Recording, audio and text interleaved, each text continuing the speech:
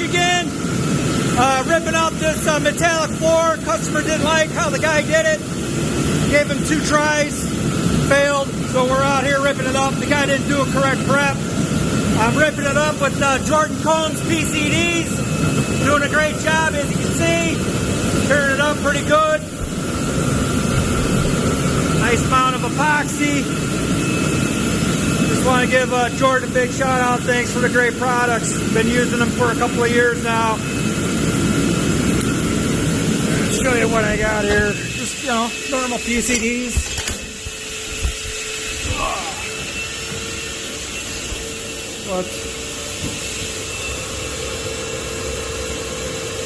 Getting ready to get some more of them, but chewing it up pretty well.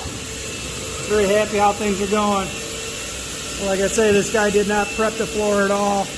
As you can see, old epoxy underneath there. Didn't take up any of the thin set here and there. And we're going to make it right for him. This will be the 4th facility we've done for him, so very happy. Got to keep the customer happy, man. Later.